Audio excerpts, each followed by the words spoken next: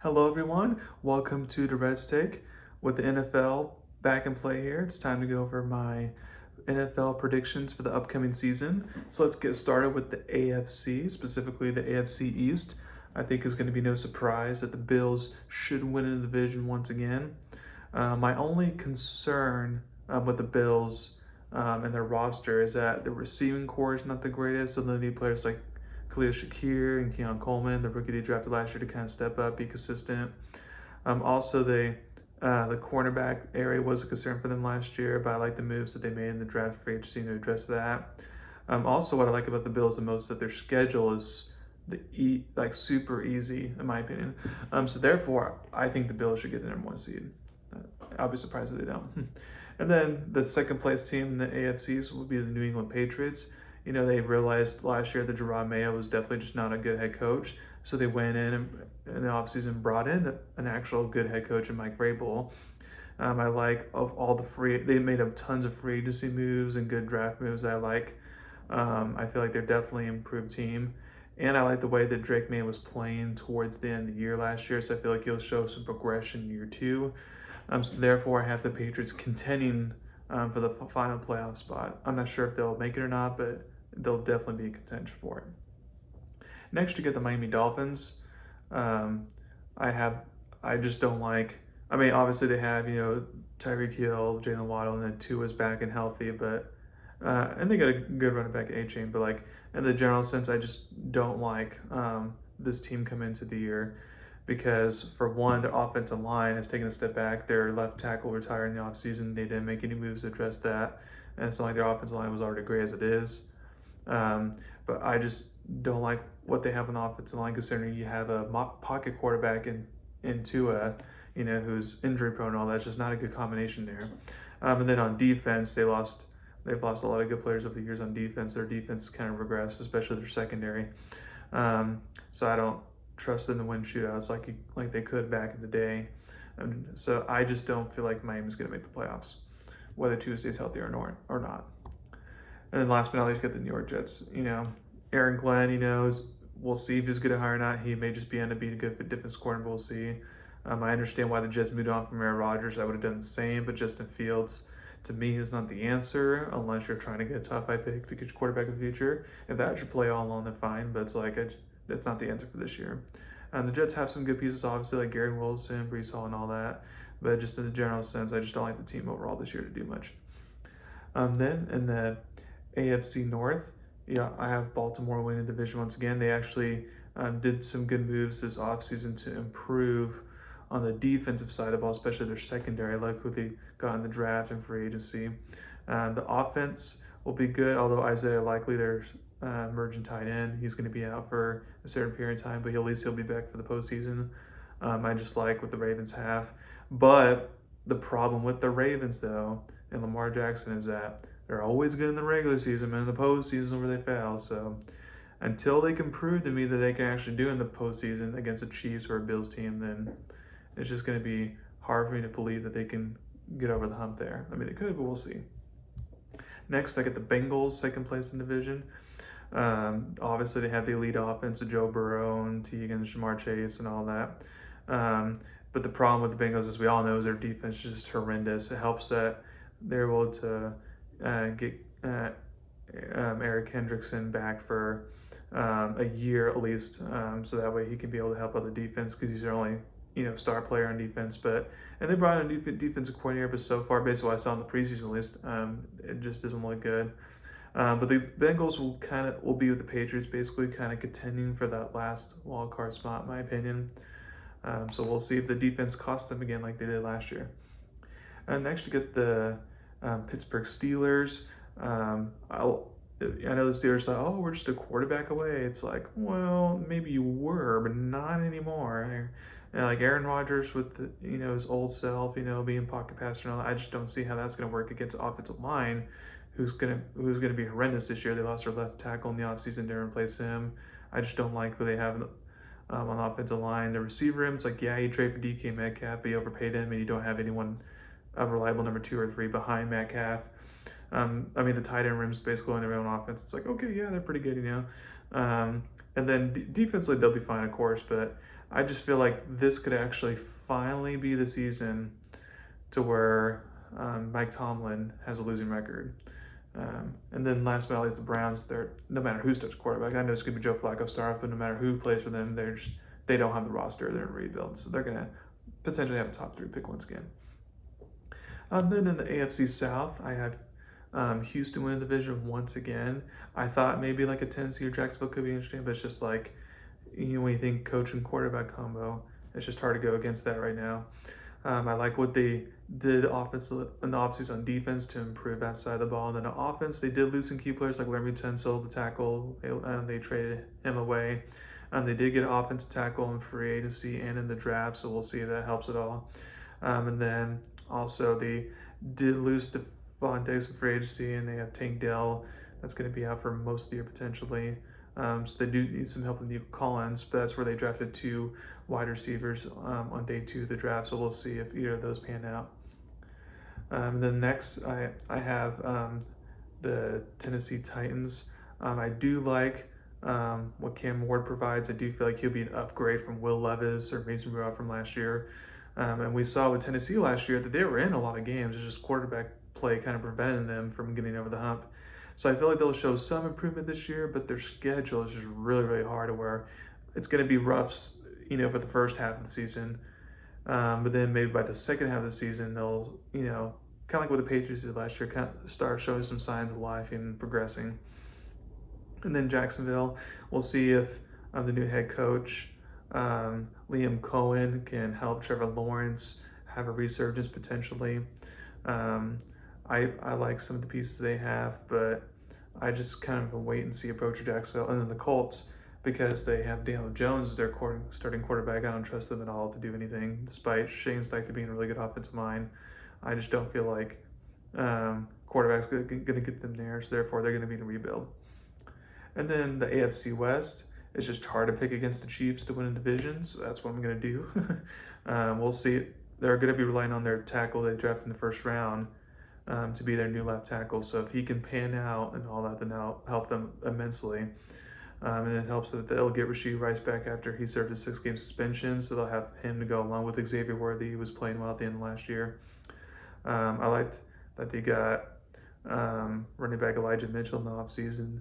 They bring back Kareem Hunt to pair with Isaiah Pacheco, since Pacheco kind of had a down year last year, even though he was partly injured. But and then I did like that they brought in some defensive tackles well to bolster their defensive line. They did lose their star safety from last year and didn't replace him in free agency or the draft, so that's going to be a big concern for them on defense. Also, their schedule is not easy by any means at all, but again, it's just hard to go against the Chiefs, so I'm going to go with them. And then second place, I have that being a tie between Denver and the Chargers, but I'm going to go with Denver here to have a tiebreaker. I just like what I saw from Denver towards the end of last year. I feel like Bo Nix was going to progress in year 2 under Sean Payton. I liked that they got some running backs in the draft and free agency to try and improve the run game there. I like that they got the star tight end Evan Ingram from Jacksonville, and they got a bunch of good players on like Dre Greenlaw and Tafela safety, both from the 49ers to improve their defense even more. So I just like this team. I just like this team a lot. And then the Chargers, I like that they made some moves to improve the defensive secondary. Also like that, and they brought some key players in offense like Najee Harris, Tyler Conklin, Keenan Allen. Obviously not star players, but they're at least good veterans to help out. The younger offensive players are going to be on the team. I like that they drafted Mari Hampton in the first round. They got a receiver in the second round, which they needed to do. Although the receiving game is still going to be kind of wait and see approach, because if that doesn't improve by much, then it's going to hinder the Chargers offense. And now that leaves the Raiders. The Raiders would be a good 4th place team for sure. And if they were in another division, then it'd be more interesting. But because they're in a hard division, they get the raw end there. But I like that they brought in Geno Smith, a veteran quarterback. They brought in a veteran running back, Mostert to go with the rookie that they drafted, Ashton Genty. They brought in veteran receiver Amari Cooper. I like that the veteran defensive players that they brought in. I think Pete Carroll's going to do a good job there eventually. Like, he's going to, fix the culture there.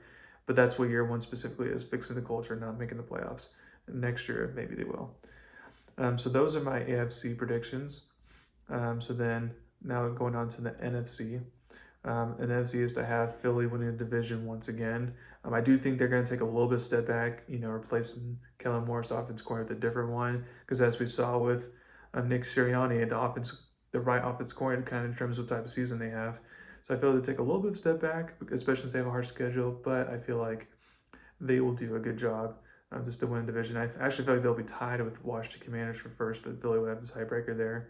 I like what Washington's done this offseason. They traded for Larry Tunsil to beef up the offensive line, along with bringing other offensive players in free agency in the draft. And then I also like them bringing in Debo Samuel. So now it's just not all on Terry McLaurin. They have a number two, great number two receiver now to go with McLaurin.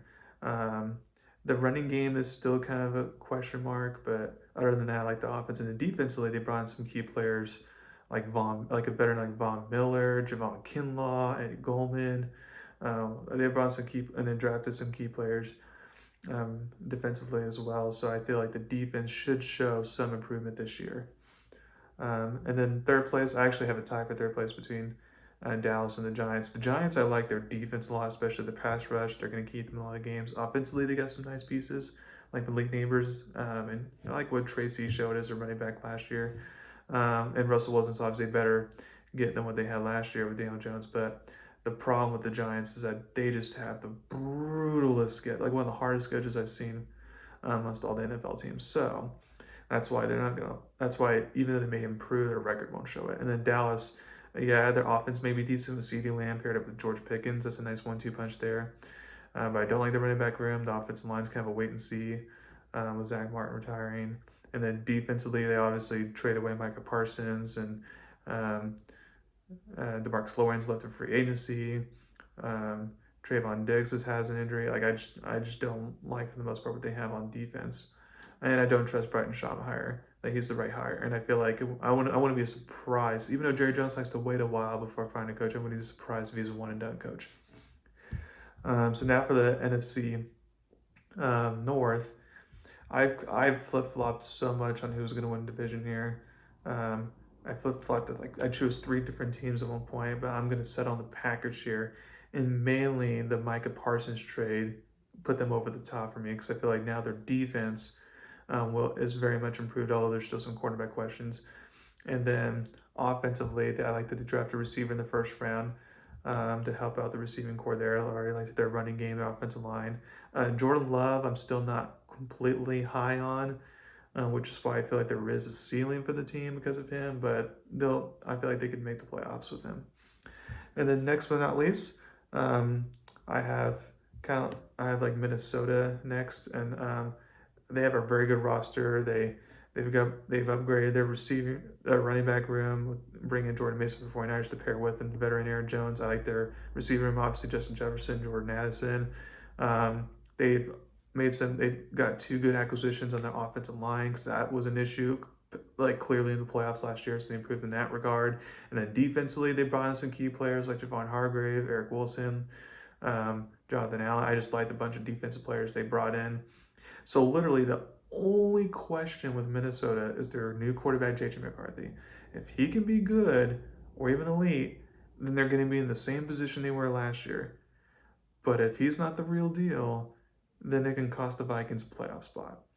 And as of right now, I'm not a believer in J.J. McCarthy, but he has a chance to prove me wrong.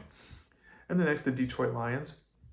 I feel like losing both their defense coordinator will be a big factor. So despite all the good talent that they have on offense and the fact that a lot of defensive injuries that they had last year are going to come back, I just feel like that. And also, they have a very hard schedule.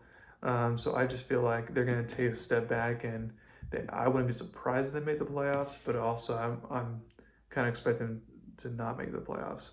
But we'll see. And last but not least, the Bears. I feel like they'll be definitely an improved team from the last year. I feel like Ben Johnson will get the most out of Caleb Williams, in my opinion. And I like that they worked very hard to upgrade their offensive line in free agency, which was a big issue for them last year. But again, since they're just kind of like the Raiders, since they're just in a very tough division, that's why I have them fourth place. But again, they'll be one of those like very good fourth place teams. And then the NFC South, I have Tampa Bay winning the division once again. Even though they have to have another new offensive coordinator. I like the offensive pieces that they have in Tampa. I like the Mbuga they drafted first round to pair with Mike Evans, and then eventually Chris Godwin would come back. I like I like the way Baker Mayfield's been playing the last couple of years. And then defensively, we know under Todd Bowles are going to be solid. And then second place, I have that being Atlanta. Now the reason why I don't have Atlanta being first is because they lost two offensive tackles during training camp and all that, and they're both going to be out for a while. And since Michael Penix, while he can run, is technically more of a pocket passer, I just feel like that's going to be very hard to overcome. Now, since they're in an easy division, they're going to get some wins, no doubt, and they have talent, obviously. But in the general sense, that's why I don't have them above Tampa, and therefore missing the playoffs. And then third, I have Carolina. They still don't have the receiving weapons. Their offensive line is still not improved enough. We'll see if Bryce Young can continue showing progress like he did towards the end of last season, but I feel like he'll probably regress back, but we'll see. And the last but not least, the Saints. I feel like the Saints are going to potentially have the number one overall pick because they're that bad of a team. I feel like Kellen Moore's a good hire for them, don't get me wrong, but they're just going to be in a long, long rebuild. And then with the NFC West, this was a tough one for me as well. I had the Rams winning division because I feel like as long as Matthew Stafford's healthy, then they got the offense with Kyrie Williams coming back running back. They got Devontae Adams to pair up with Puka, which is a good 1-2 punch. And then on defense, they had a bunch of young players playing the last year or two, and I feel like they showed a lot of progress as the season went along. So I feel like they're going to show even more progress, although the quarterback position is the one key concern in that regard. And then as far as who's second goes, I went back and forth on this, but I'm actually going to go with Seattle to actually tie the Rams, with the Rams had the tiebreaker for second place. I like that the Seattle brought in a veteran quarterback, Sam Darnold, and then they brought in key players like a veteran like Cooper Kupp. Since they lost DK Metcalf, so you have Jai Smith and Jigma, should be ready to get the number one role now to go along with Kupp. And then I also like, especially with they brought in defense with DeMarcus Lawrence, and they had one of if not the best drafts this past draft. So I feel like a lot of those rookies are going to participate and play well. I like what Mike McDonald did in year one, so I feel like Seattle could potentially show some more progress in year two. And then next I have 49ers. They'll be in contention for one of those final playoff spots. I like that they traded for running back Brian Robinson Johnson, so now they have a solid backup running back in case Christian McCaffrey gets hurt. I like some of the receivers they brought in, but the problem is that Ayuk's still out for who knows how long. One of the receivers that they brought in, Marcus Robinson, who played well for the Rams last year, will be suspended a couple games. Juwan Jennings is not going to play at least the first game to start the year, and they lost a lot of key players on defense.